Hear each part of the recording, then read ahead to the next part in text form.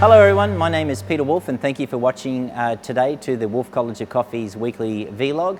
Today we're talking about Quakers, the defect of Quakers, and will form part of a series that we're going to do speaking specifically about defects in coffee. So today, Quakers. What are they? Well, you may have noticed when you're roasting coffee, coffee comes out, it's cooling, and you'll see within the coffee sample that's been roasted, you have some very light coloured coffee, almost tan coloured coffee, and it hasn't coloured the same as the other. This is what we are calling Quakers.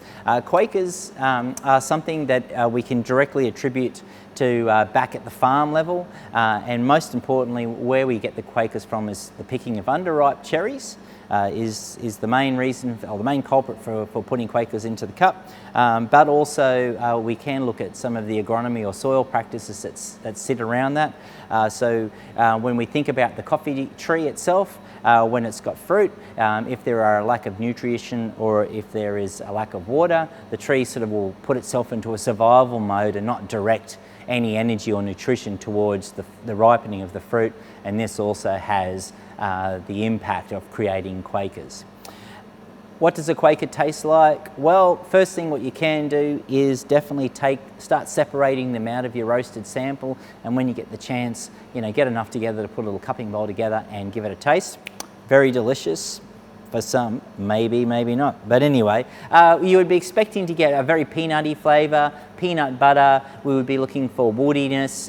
We would be looking for straw-like flavours as well, and a little bit of kind of earthiness as well. So it's kind of got that really sort of low, dull, sort of flat flavour.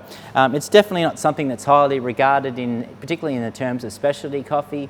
We would be looking at sort of zero Quakers for specialty grade coffee. It is very difficult to, I guess, identify in your green shipment sample when it arrives, because they are impossible to detect. However, one of the things that I do recommend and what you can look at is start looking for immature beans. And if you're not sure what immature beans look like, these are generally beans that are a little bit smaller than the rest. They have a wrinkled sort of surface on the outside, look very wrinkled, but also the silver skin is very well bonded and adhered to the bean. It's very difficult to sort of take off.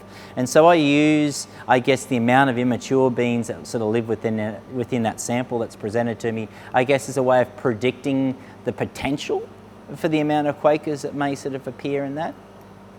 You will also find that Quakers are definitely more pronounced, or you find them more in say coffees that are naturally processed or dry processed coffees. Now I just want to say, I'm not saying that the processing method has anything to do with the producing of the Quakers. However, if we think of the processing method, there is no gravity separation used in natural or dry processed coffees, and so by not having this gravity separation through say the water flotation method, then this sort of particular step that's in washed coffees, this separates out the underripe fruit from the ripe fruit, and so this is where we tend to find in those coffees that are natural or dry processed coffees, we end up getting more Quakers.